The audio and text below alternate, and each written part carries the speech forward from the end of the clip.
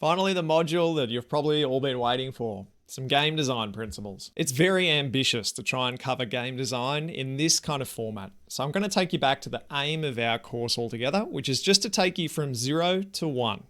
So during this module, we're really going to talk about what are the principles of good game design for tabletop exercising, as I see them. If you ask many game designers, you'll get very heated answers on what is good game design and how you go about doing it. I'm just going to give you my take here, and I encourage you to research as wide as you can, because game design is a very fluid thing, and the more experience you have thinking about it, the better designer you are. So I'm going to define game design, then I'm going to tell you my best tips on how to get better at it, followed by my 4 top principles that I think are worthwhile remembering. And then I'm going to give you what you probably want, which is talk about the crunchy levers. What are the game mechanics that we can use? I'm just going to briefly go over the broad strokes. Think about it like the toolbox. We're not going to talk about every single size of spanner. We're going to look inside the toolbox, and I'm going to tell you about all the different types of tools. For example, there's a spanner. Here we go. Firstly, I want to start with a quote by Eric Zimmerman, who's a game designer and an arts professor. He described games as a language. And quote, "In a way, when you sit down to play with someone in chess or poker, you are beginning a conversation. And beneath that meaning, and beneath the meaning we express through the moves of the game, is a hidden kind of grammar." Now, what he's talking about here in terms of grammar is the game mechanics and the dynamics. Game mechanics are how you interact with the game, and the dynamics are how the game interacts with you and how you interact with the players and the referees and anyone else that's involved. The mechanics are rules or things that you can put in place to help put up guardrails, barriers, slippery slides, things the players can use to do something within the game world or the game environment. Now, the number one thing that will make you a better game designer is playing more games, but with curiosity in how the games are doing their thing, by looking at the art and craft of other creators. The one different thing about the art of game design is that it's a little different to the art of photography or painting, where you can't just look and see the technique that's been used. When you spend time playing games, you have to really get in the game, play it once, play it twice, play it a few times before you can actually start to see the cogs moving behind the game. It takes a long time to experience and fully appreciate games that might have long play times or demand repeated plays for you to fully experience what all the design is. But the more you do it, the more you start to get a sense of it. And my 4 big principles of tabletop exercise game design is number 1, keep it simple.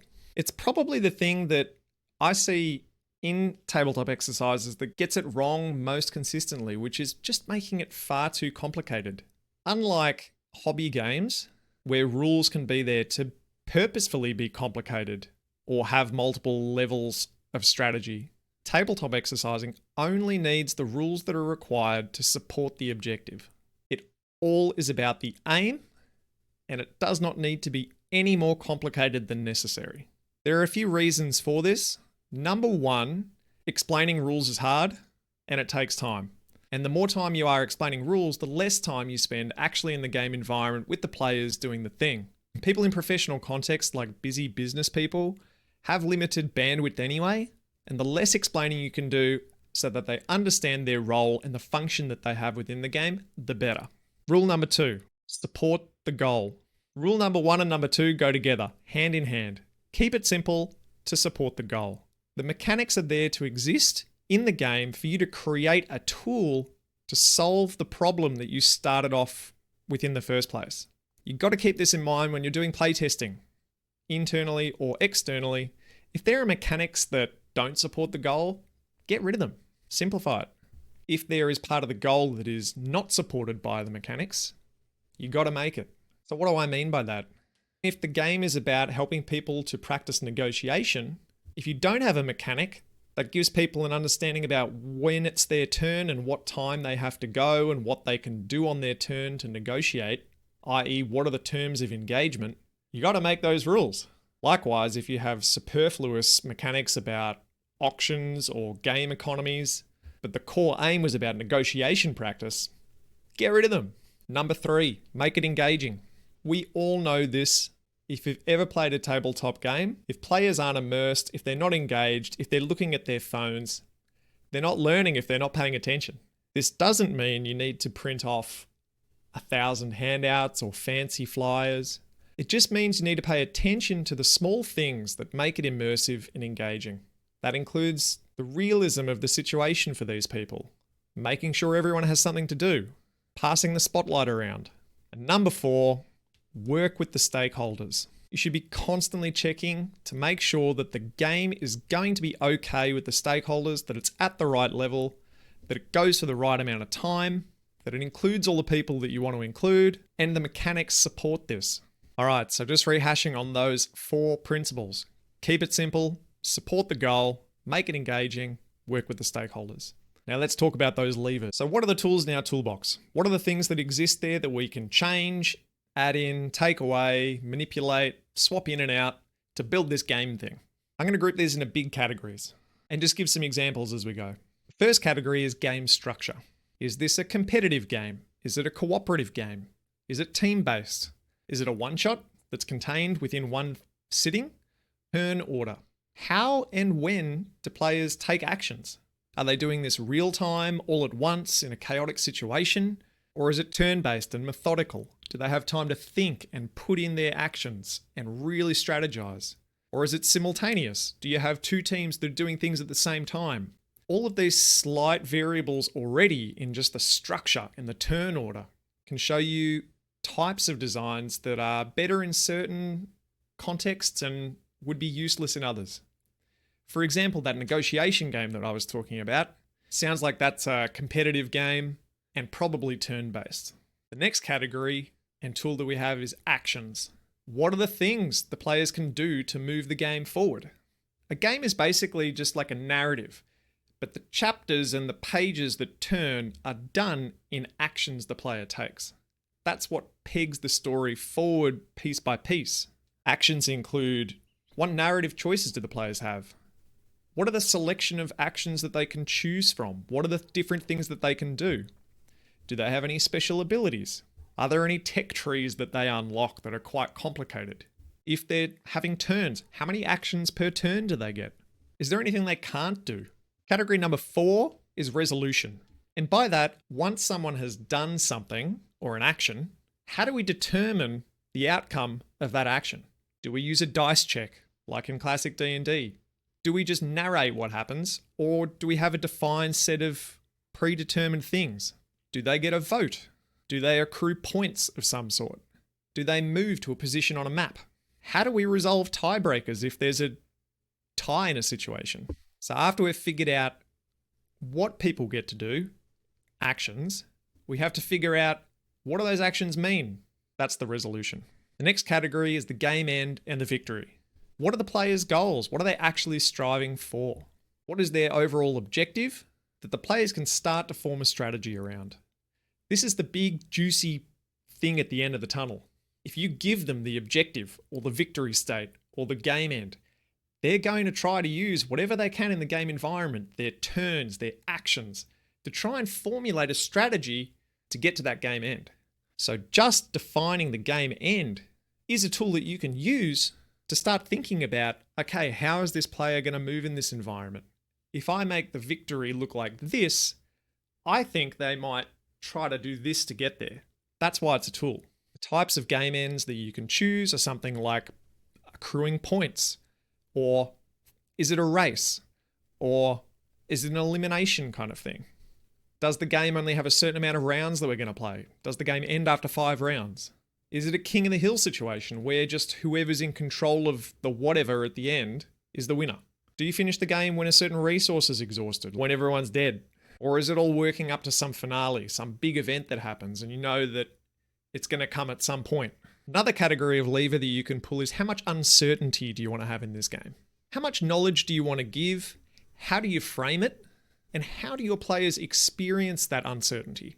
Do you have levels of asymmetric information where some players know something, but some others don't? Do you have limits on the amount of communication that players can have to each other? So that this person has the information and they want to give it to this person, but they can only do so through certain ways. Are there hidden roles within the game? Are there traitors that people have to uncover? Or are there elements to probability? If I choose to take this action, I'm uncertain of how it's going to go. How much probability to use is a really big question, but just know that is one of the tools that you can make to influence the player actions and the player decisions. If you make something very unlikely and highly reliant on randomness, someone might not choose to use it. The next category is game economies, or economics within the game. I say economics because I'm not just talking about market problems, but also kind of behavioral economics. Economics can be framed as the gaining and the using of assets and resources to achieve the goal. So here we're talking about mechanics like exchange and trade, gaining and losing resources, bribing, negotiation, alliances, betrayals, and things like auctions as well. The next category is resource allocation, how you place certain resources or certain assets or workers. What are the rewards for doing so? How much time is the trade-off between those resources that have been allocated and what the allocation does? Another category is the physical components of a game. How do you imply the game state in a physical way? For example, representing evolving situations on a map or on a tracker. How close things are to happening or the relationship of one piece to another can be very well represented physically. You can also represent contexts like control or influence in a physical way. And this can be done abstractly or on a map or with diagrams. You can also represent movement or area control. The final two categories are a bit meta. The first is the narrative. What's the story being told? What is fact? What is perspective? How can you manipulate facts, perspectives, narrative beats, and positioning as a game mechanic? You can use setting, plot, and character as a lever to drive decisions forward and frame situations for people. So I consider it a game mechanic. And the last category is the metagame. This is the inception part of game design where you have to think about, okay, what am I doing in the game environment that has implications outside the game environment, and vice versa. For example, and remember, designing means building something of purpose to achieve an objective. So you can design games in a way where it affects the metagame purposefully. Or the other way around, invent the metagame aspects to try and challenge the game environment. That sounds a bit confusing, but let me explain through an example. Perhaps in that negotiation game that we were talking about before, you put some rules in the game to say, now anything that you put on the table inside the game environment that just happens to be outside the game environment is also okay. Hey, I think the deal that you put forward is nearly there, but maybe if you get me like a cookie for lunch, I'll think a little bit harder about it. That's just an example for a bit of fun, but you can start to see how the outside the game world and the inside of the game world can blend a little bit to your design. I'll give you another more serious example. Let's say we actually seriously want people to practice negotiation skills and we want them to do it in a fairly pressurized environment. That's the true aim. Now, maybe the players don't know this is the core aim. Maybe they think they're just practicing their negotiation. But our sponsor really wants the aim of this game for them to be practiced under stress and under conditions where it's more like reality. So maybe we invite spectators. Maybe we get them in a room and really sit people around them and watch them do the negotiating. That makes me nervous just thinking about it. But that's the metagame affecting what happens inside the game. And remember, keep it simple and support the goal. Make it engaging and work with the stakeholders. So you work with a stakeholder to say, hey, look, this negotiation game, I think I know how to make it a pressurized environment. I doubt that anyone's going to be on their phones while they're being looked at by a bunch of people. It supports the goal by really ramping up that pressurized environment, and it's super simple. Good game design. So just going over those levers again, we have game structure, turns and turn order, actions that the player can take. How do we resolve those actions? What's the end game state or the actual terms of victory? How much uncertainty do you want to put in? What are the game economics, or if there are any economics in the game? What's the resource allocation? Are there any physical components or physical representations of things? What's the overall narrative, the plot, the characters, and the setting? And is there any metagame mechanics that you need to put in? In the advanced course, we go through a lot more in depth about game mechanics, but this is a great primer on all those tools that are there in the toolbox.